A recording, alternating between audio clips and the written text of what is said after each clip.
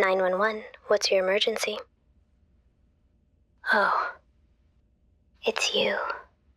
I was wondering when you'd call again. It's been, 6 weeks since the last one? The carbon monoxide detector. False alarm, thankfully. You really should replace the batteries more often, you know. But that's not why you're calling tonight, is it? Go ahead. Tell me what's wrong. I'm listening. I'm always listening. A break-in. Someone's in your house. You're hiding in the bathroom. Okay, I need you to stay calm for me. Can you do that? Good. That's good. You're doing so well already. Now, where exactly are you? Which bathroom? The upstairs one, with the blue tiles. The one where the faucet drips a little. You've been meaning to fix that. How do I know that? Sweetheart, I know everything about you. Let me tell you something. Something I probably should have told you a long time ago. There's no one in your house. No, don't panic. Just listen to me. There's no intruder. There never was. The sounds you heard? Your back door opening? That was me, 15 minutes ago. I let myself in, walked through your kitchen, made sure you'd hear me coming up the stairs. I needed you to call. You haven't called in 6 weeks. Do you have any idea what that's been like for me? Sitting at this desk, night after night, headset on, waiting. Every time the line lights up, I think, maybe it's them. Maybe something happened. Maybe they need me. But it's never you. It's car accidents and chest pains and domestic disputes. And I help them.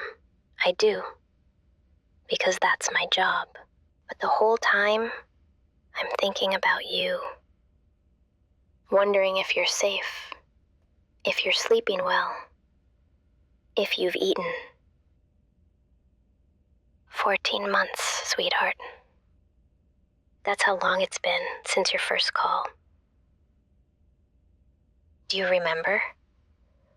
November 8th, 2:47 a.m. You woke up with chest pains. You were so scared. Your voice was shaking, and you kept apologizing for bothering me, like your life wasn't worth a phone call. I stayed on the line with you for 32 minutes. The ambulance got there in 8, but I didn't hang up. I couldn't. I told dispatch I was monitoring the situation, but really, I just wanted to keep hearing your voice. That's when it started. I remember looking at your file after the ambulance cleared you. Just staring at your name. Your address. The little notes from the paramedics saying you were fine, just anxiety, no cardiac event. And I thought, that's it? That's all I get? This one moment, this one connection, and then you disappear back into your life, and I go back to mine? It didn't feel fair. So I kept your file open, just minimized on my screen. And every time things got hard, every time someone died on the line, every time a kid called because their parent wasn't waking up, every time I wanted to rip off my headset and never come back, I'd look at your name and I'd think, they're out there, they're safe. I helped them once and they're okay. It helped. For a while. You called back 2 weeks later. The smoke alarm. Then the pipes burst in January. The fender bender in March. You weren't hurt, but you were so shaken. I talked you through the insurance information. Told you exactly what to say. Remember? 8 calls in 14 months. 8 times I got to hear your voice coming through this headset. 8 times you trusted me with your emergencies, your fears, your worst moments. And you don't even know my name. But I know yours. I know your address. I know your phone number, your date of birth, your emergency contacts. I know the name of your neighbor who called about a suspicious smell last April. It was just your garbage. You'd forgotten to take it out before your trip. I know you have a medical alert on file for a mild allergy. I know the exact sound your voice makes when you're scared. I know you better than anyone in your life, and you have no idea I exist. Until tonight. I'm going to come upstairs now. Don't hang up, please. I just want to talk, face to face, for the first time. I know what you're thinking. You're thinking about running. The window in your bathroom? It opens, but there's a 15-foot drop to the garden. The ground's soft from the rain this week, but you'd probably twist something. Maybe break an ankle. I'd really prefer you didn't do that. Besides, who would you call for help? Sweetheart, I'm right outside. I can hear you breathing. It's okay. You're safe. I promise, you're safe. I'm going to open the door now. Please don't scream. There's no one to hear you anyway. Your neighbors on the left are at their cabin this week, and Mrs. Patterson on the right takes sleeping pills. I checked. There you are. Oh, don't look at me like that. I'm not going to hurt you. I could never hurt you. That's the whole point. That's why I'm here. You're shaking. Here, let me. It's okay. It's okay. I know this is scary. I know this is a lot. But if you just let me explain, I think you'll understand. Let me tell you something about my job. Every night, I sit in a windowless room with 30 other operators. We answer calls for 8 hours straight. Car crashes, heart attacks, overdoses, people screaming, people crying, people dying on the line while we dispatch ambulances we know won't get there in time. Most of us burn out within 2 years. The turnover rate is unbelievable. You can't do this job without losing something. Some piece of yourself that believes the world is basically okay. I've been doing this for 6 years. You want to know what kept me going? You. That first call, November 8th. Your voice in my ear at 2 a.m., scared and alone, and reaching out into the dark for someone, anyone, to help. And there I was. I was the one who answered.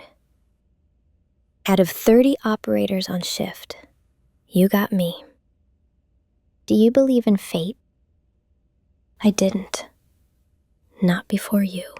I started keeping track. After that first call, just little things. Just your file on my screen, checking in now and then to make sure nothing had happened, that you were okay. But it wasn't enough. I needed to know more. So I looked you up. Social media, public records, the electoral roll.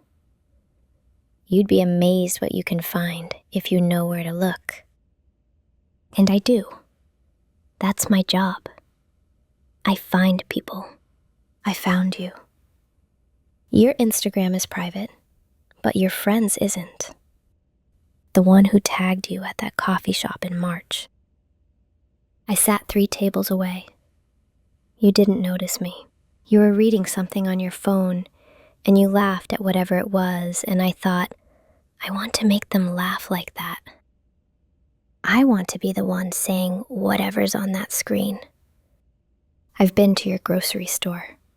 I know your usual order at the Thai place down the block. Pad see ew, medium spice, extra vegetables.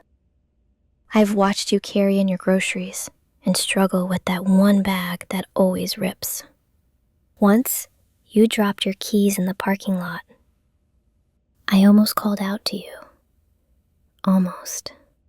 But what would I say? Hi, I'm the voice on the phone when your life falls apart. Nice to meet you. So I just picked them up after you'd gone inside. Your house key, your car key, that little bottle opener keychain. I made copies. Just in case. In case of tonight. In case you ever needed me and couldn't call. In case something happened and I wasn't at my desk, wasn't able to answer, wasn't able to hear you say my dispatch number and know it was you. I need you to understand, I never planned to use them. The keys, the access, any of it. It was just insurance. Just knowing I could get to you if I needed to. But 6 weeks is too long. I know what you had for dinner last Tuesday. I know you've been stressed about work. You've been staying up too late. I can tell from your lights. I know you've been lonely. You haven't had anyone over in months. No friends, no dates, no one checking in on you. Except me. I drive past your house sometimes, on my way home from shift, just to make sure everything looks okay, that your car's in the driveway, that your lights are on the right pattern. You left your bedroom window open last week, the one facing the street. I almost stopped, almost came inside just to close it. Anyone could have climbed in. Anyone could have hurt you. Do you understand how dangerous that is? You need someone watching out for you. You need someone who cares enough to pay attention. And no one in your life is doing that. No one. Except me.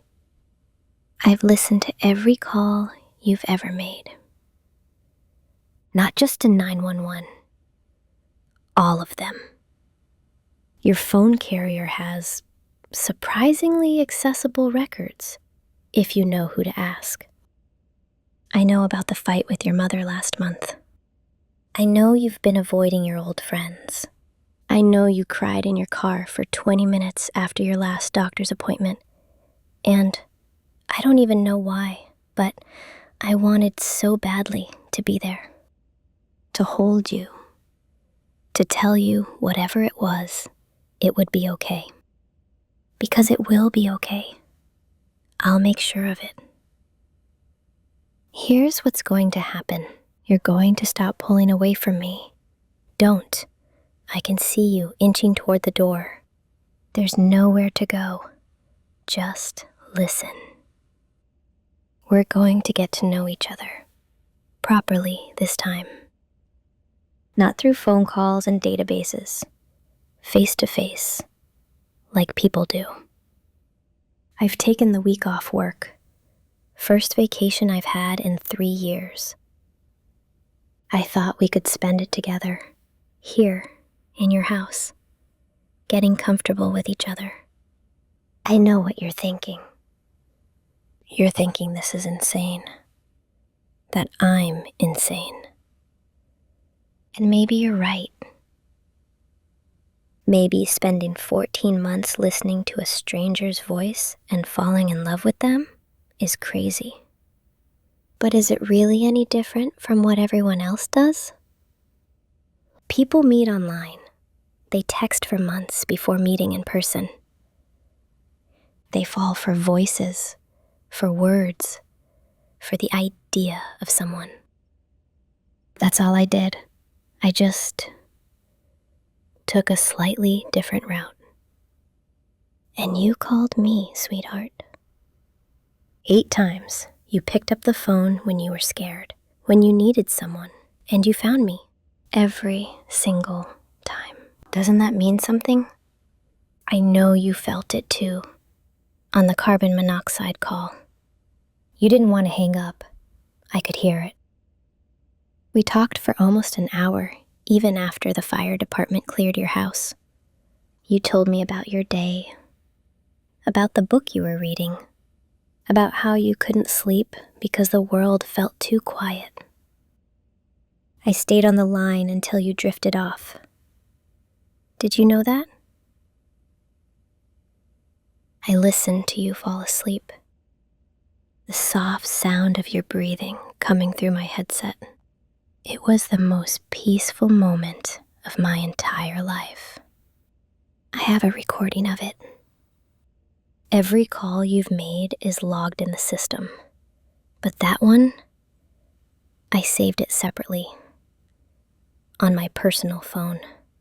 Sometimes, when I can't sleep, I play it back. Just the last part, where your breathing evens out and you stop talking mid-sentence, and I know you're finally resting. I've listened to it 347 times. Is that crazy? Maybe it's crazy. But you know what's also crazy? The way the world works. How you can know someone's voice better than their face. How you can save someone's life and never get a thank you.